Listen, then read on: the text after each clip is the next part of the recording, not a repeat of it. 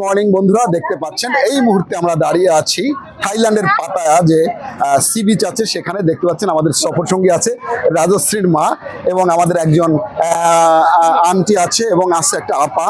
দেখতে পাচ্ছেন আমার এক ভাই আছে, আমরা সবাই একসঙ্গে এসেছি। আর একটা ভাই আছে আমার এখানে। আমরা সবাই একই সঙ্গে ঢাকা থেকে থাইল্যান্ড এসেছি এবং একই হোটেলে থেকেছি। আজ আমাদের সেকেন্ড ডে চলছে। পাতায়া আইল্যান্ডটা একটু ঘুরিয়ে ঘুরিয়ে দেখাও বন্ধুরা। অনেক দিনের একটি ইচ্ছা ছিল যে পাতায়া যে আইল্যান্ড আছে এটি দেখবো। আপনারা দেখেন, দেখতে পাচ্ছেন এখানে সবই পর্যটক যারা আছে, দেশি বিদেশি হাজার হাজার পর্যটক আমরা এখানে দেখতে পাচ্ছেন। দেখুন বন্ধুরা, আমি যদি এই পাশটা আপনাদের একটু দেখাই, দেখুন সাগরের পাড়টি আমি দেখাবো। দেখুন কি চমৎকার। আসুন। দেখুন বন্ধুরা, এই দেখুন এখানে হাজার হাজার লক্ষ লক্ষ পর্যটক আছে।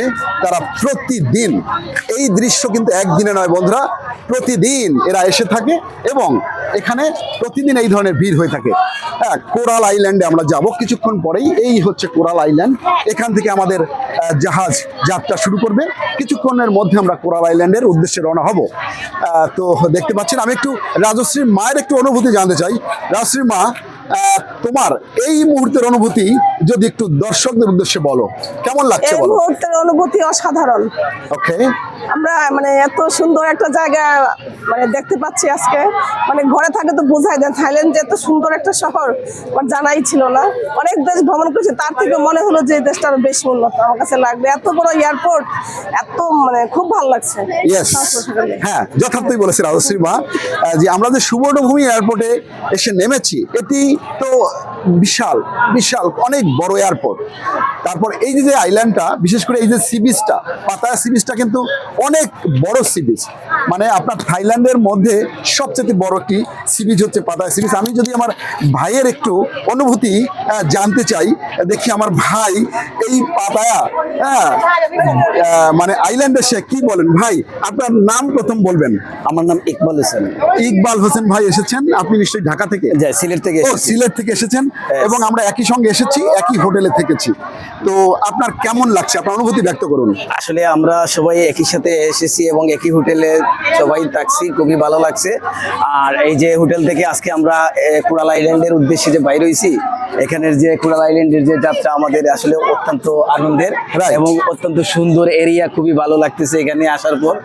দেখতেছি আমি অনেক কান্ট্রিতেও গেছি, লন্ডনেও গেছি, কিন্তু আসলে এই যে ব্রিটিশের সব কালচার গুলো এখানে দেখতেছি অনেক সুন্দর। অনেক দেশ থেকে ফরেনার গুলো আসছে, বাট আমাদের কল্পনাই করতে পারি নাই এত সুন্দর এরিয়াটা, এত ভালো লাগতেছে আসলে সব মিলিয়ে।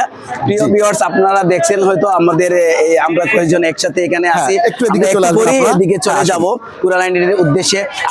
আপনাদেরকে একটি কথা বলবো, আপনারা যারা নেক্সট টাইম যদি কারো প্ল্যান থাকে আপনারা থাইল্যান্ডে আসেন, আপনারা যদি এই যে পাতায়াতে আসেন তাইলে এই কোরাল আইল্যান্ডটা ঘুরে যান। আমার মনে হয় এটা অত্যন্ত সুন্দর একটা জায়গা। তো ভিউয়ার্স, দোয়া করবেন আমাদের জন্য। সবাই ভালো থাকেন। আসসালামু আলাইকুম। Thank you. ইকবাল ভাই কিন্তু যথার্থই বলেছেন। অ্যাকচুয়ালি আমি একটু আমার এই আপার যদি একটু অনুভূতি জানতে চাই। আচ্ছা, আপা বলতে চাইছেন না, যাই হোক বন্ধুরা, আপনারা আরো একবার ও পাশটা দেখাই। দেখুন ঠিক সাগরের পার, কি সুন্দর সুন্দর বিল্ডিং দেখা যাচ্ছে, পাশটা দেখতে পাচ্ছেন। এবং এই পাশে দেখুন, এরা কিন্তু ম্যাক্সিমামই হচ্ছে আপনার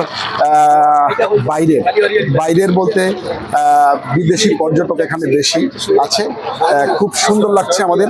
আপনারা যারা ট্যুর করতে চাচ্ছেন যে ঠিক এই এশিয়ান কান্ট্রির মধ্যেই, এশিয়া মহাদেশের মধ্যে একটি দেশ হচ্ছে থাইল্যান্ড, যার একটি চমৎকার একটি সমুদ্র সৈকত আছে, যেটা হচ্ছে পাতায়া।